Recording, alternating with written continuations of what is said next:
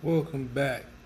CP3 live from At the Bar Radio after another unfortunate loss by the Washington football team. Forgot to share to my Periscope feed. That was my bad. Writing the stats from this game and just soaking up what I just watched for the last 2 hours, 3 hours.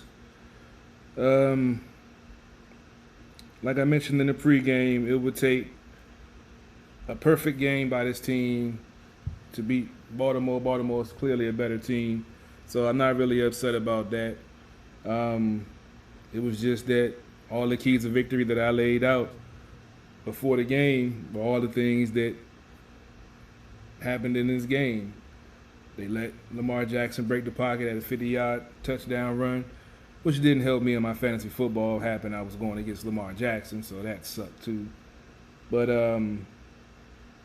before I dig deep into it, week 4, 31-17 loss, Baltimore Ravens. Baltimore goes to 3-1.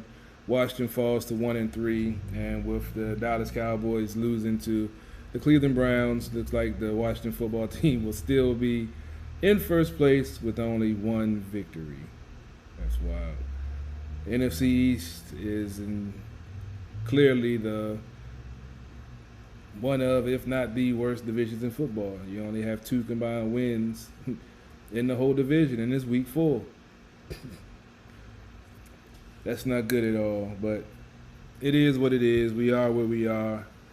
The team is still in first place. Not too much to be happy about, but it's better than being in last place, because you know what that feels like. But it is what it is. We are where we are. Let me turn my volume down. Okay. Haskins didn't have any turnovers, which is a plus. But as I said last week, he's not. Well, I guess we did see some flashes of him gaining confidence with Terry late in the game, with him leading the receiver, throwing the ball in the windows, and letting Terry go get it, especially on that last drive to make it look respectable to get the 17 points. But Baltimore's going to throw a lot of different confusing looks at you, which I expected. I mean, he had decent numbers, nothing that, say he had a bad game, but nothing to say he had a good game also. Some of the play calling with Scott Turner, still not real happy with it. I still see 3rd and 2s, shotguns and 3 wide receivers. It just reminds me too much of the Jay Gruden era. Um, it's going to be a work in progress. It's just sometimes it's hard to watch, the slight progress or the lack of progress that you would like to see, and unfortunately, you get what you get. It could have been a lot worse. I mean, honestly, on the stat sheet, the Washington football team led most categories, except for on the most important one, the score sheet. Baltimore is a better team. Lamar Jackson is a much more polished quarterback. He's quicker than Haskins, faster than Haskins. He's able to read the defense better than Haskins. He's conditioned himself to read defenses. Haskins is still going through that process. So that's why I'm not really mad about the outcome. We pretty much chalked this one up as a loss. Anyway, with the, quality opponent in Baltimore, can't never knock them. Like I said, I always crack jokes about them, but I respect the organization, respect the team, because they always put a quality product out there on the field no matter what. They've had some off years, but, they got 2 Super Bowls since 96. We've been sitting on 3 since 92, so really can't say too much. They've made a lot of progress and have a quality organization. I appreciate it, Robbie. Shared it to a bunch of groups. What's up, Sam? Look at the numbers real quick. Haskins, 32 for 45, as I mentioned in the pregame. If he throws the ball more than 35 times, it's not a good look for the team. 314 yards, no touchdowns, no interceptions, with a 90.4 quarterback rating. Lamar Jackson went 14 for 21 for 193 yards passing, 2 touchdowns and interception. And he also had a 50-yard rushing touchdown. Antonio Gibson had flashes of looking good, receiving and catching the ball. I forgot to write down his receiving yards. But rushing, he was 8 rushes, 46 yards, 4.3-yard average with a touchdown. Mark Ingram had 8 touches for 34 yards with 3.5-yard average and a touchdown. Terry McLaurin had 10 catches for 118, which was 10 catches was a career high for him, with no touchdowns, with 11.8-yard average. Mark Andrews, I believe he's a tight end, 3 catches, 57 yards, 19.0-yard average, and 2 touchdowns, the difference in the game, if you want to say. Defense, I feel, played okay. Lamar Jackson didn't go off, and like he went for over 100 rushing, but what he got definitely hurt. Passing, they kept him, pretty much in check, passing yards. They only had a total of 206. They didn't get to him in the pass rushing up. They only got 1 sack for, I believe, 2 yards. Baltimore had 3 sacks, had 2 by 1 player coming off I believe it was the right side. Chase Young not being there definitely, took away. Matty Unitas not being. I didn't even realize that he was out. I totally forgot about that he was out on IR. So you got some of your depth players in there. They did I'll give them a C plus, maybe a B. Well, I'll give them a C plus for containment for the most part, because he just had that 150-yard run. Really didn't get too much after that or before that. The running backs was pretty much held in check. They didn't really go off. They got a touchdown, but that's going to happen. Goal line situation. I love that they didn't have any turnovers. Love that they forced 2 turnovers, one by good old RG3. I know Arun is probably going to have a ball with that. I'm not sure if I'll be able to do the show tomorrow night. Got another situation going on, but Robbie will be running Sports on the Hill podcast on Monday night, covering everything. But still a chance I might. I'm not sure, but just giving you the heads up. True Radio Network, starting with baseball playoffs, basketball playoffs, possibly football talk, and the wrap up of the Stanley Cup Finals, which Tampa Bay locked down, I believe it was Monday night after we finished our show, which I predicted that they would do pretty much. I said 10 predicted the interception. Well, Gibson had 4 catches for 82. Thanks, Robbie. Appreciate that. like I say, you really can't be too mad about this game. I counted it as a loss. We saw some progress. We still only saw 17 points from the offense. Defense forced turnovers. They scored out of one, out of two of those. Like I said, the play caller, I'm still have a little questions about it, but Scott Turner is new to the game also, so got to give him time to develop, just like you got to give Haskins time. I wouldn't have been surprised if I saw Kyle Allen in this game. Not because Haskins played horribly, just to get a spark to see what the team could do with somebody else at the helm, because you just don't know what you have at the wide receiver spot. And with a young quarterback, even though Kyle Allen is young also, he has more experience in Turner's offense and maybe have more confidence in, throwing the ball earlier, leading his receivers, giving them a chance to go get the ball and make plays. You never know. I'm not saying that's what the case is going to be, but you never know. And that's what goes through a coach's mind. The team is playing at a decent level. What if we, get more points instead of, punting the ball or going 3 and out? That changes the whole complexion of the game, and that's what goes through a coach's mind. So I know if it does happen, the DC sports media and Washington football fan base is going to go crazy, and we're going to have to, deal with that if it happens. But I want folks to get themselves prepared for that, because this team has too much talent to, only have one win in 4 weeks of football. Like I said, the division only has 2 total out of 4 teams in 4 weeks. So out of 16 chances, 4 teams have only been able to muster 2 wins. That's sad. I mentioned the numbers earlier. Like I said, if you just look at the numbers on paper, you would think Washington had won. Washington had 24 first downs. Baltimore had 18. Washington was 4 for 13 for third down conversions. Baltimore was 5 for 11. Washington was 2 for 3 on fourth. Baltimore was 2 for 2. Rushing yards, that was the disparaging difference right there. Washington only had 69. Baltimore had 144, aided by the 50-yard touchdown run by Lamar Jackson. You take that out, that's 94 yards. So, not too bad. 274 passing yards for Washington, 206 for Baltimore. Total of 343 yards for Washington, 350 for Baltimore. As I mentioned, Washington only had 1 sack. Baltimore had 3. Washington only had 2 penalties for 20 yards, which is outstanding. Outstanding for this team, because we've seen the undisciplined play sometimes.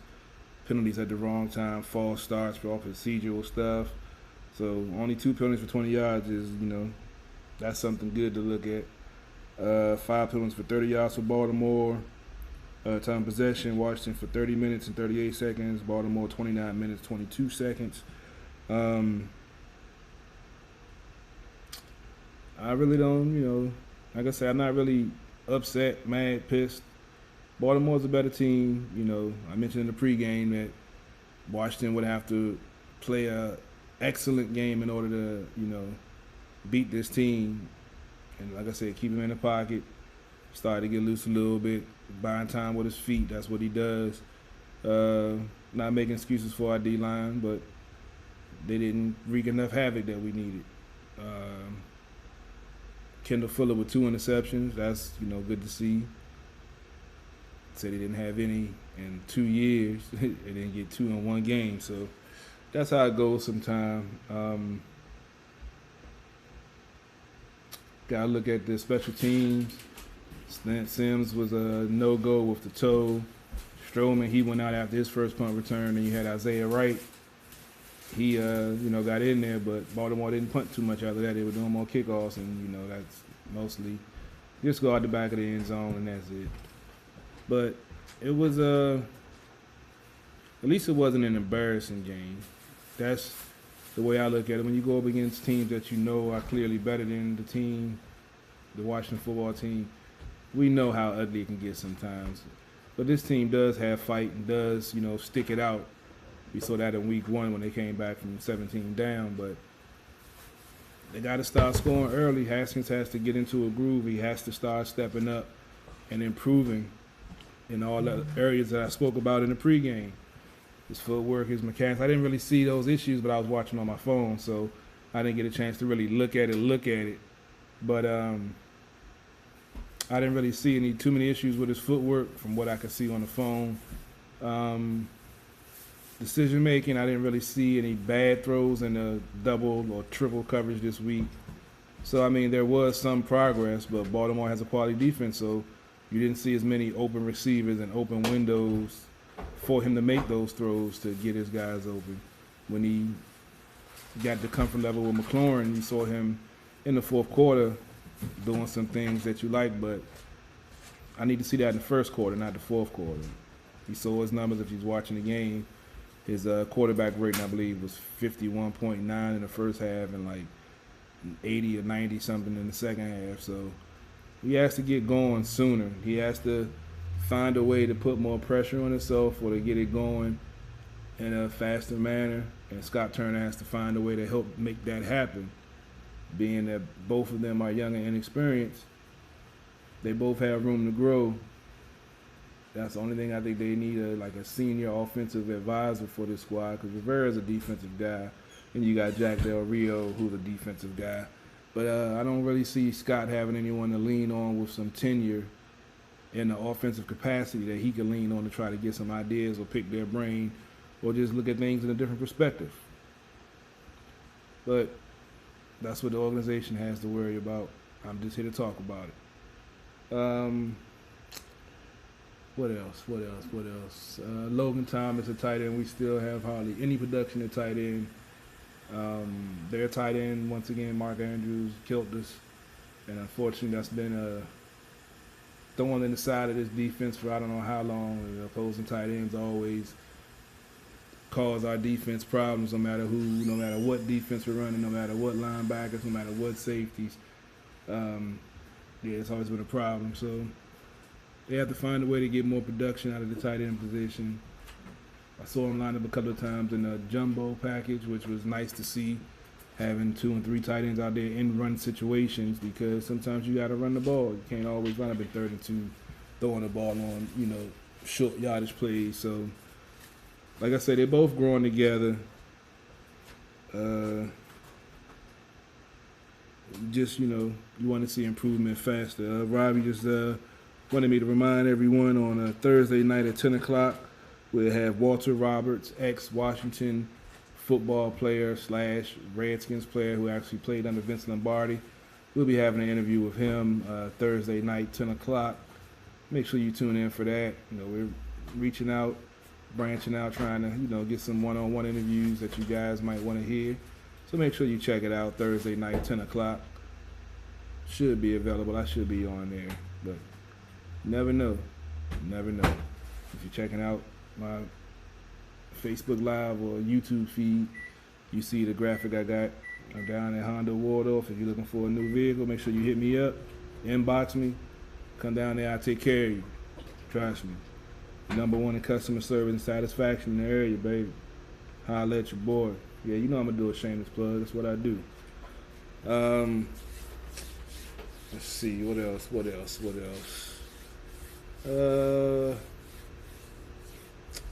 Pretty much offensive line. We can talk about the line a little bit. Obviously, you don't have your best player in Brandon Sheriff. Left side still trying to figure itself out. I didn't really see a lot of pressure coming from the left side with Christian and Wes Martin. But like I said, once again, I was watching on my phone while I was grilling, so I really couldn't pay close attention to what was going on. But I guess I can give them a C minus, C. They weren't stellar. They weren't outstanding. They weren't horrible. They were workable, I guess you could say. The being the pieces are missing. Only had 69 yards rushing, which is not a good thing at all. They was averaging 100 after 3 weeks. Now they only getting 69. That also goes to lack of opportunities to run the ball, which I mention all the time. But it's neither here nor there. Baltimore's a better team. They beat the Washington football team that, tried. Wish they had got the offense going a little bit sooner. Tried to get into a rhythm. Last week it was turnovers that stopped the momentum. This week it was just a better team. Simple as that. Baltimore had an answer for whatever they tried to do, and it took the Washington football team too long to find a way to get points. Get points on the board. And by the time they did, it was out of reach. Like I mentioned in the pregame, you got to get ahead of Baltimore. They're a team that plays great from in front. When they're behind, it's a whole different ball game. So,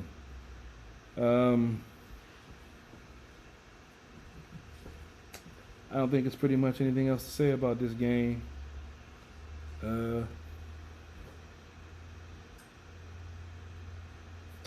Going forward, being my new career choice, not sure how many more post games or pre games I'm going to have going on in the near future. So stay tuned.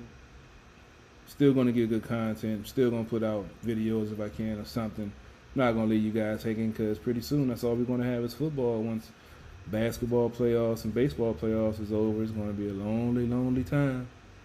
But, Sports OTHP going to have you covered no matter what.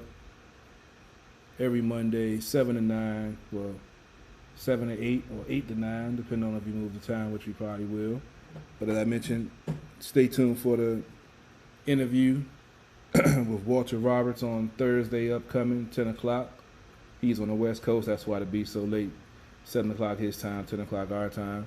We'll be having a Zoom one-on-one or two-on-one interview, Zoom. Tune in for At the Bar Radio, coming to you live at about 6-ish, depends on, how we do sometimes. I just seen the bottle come in the building, so you know how that go.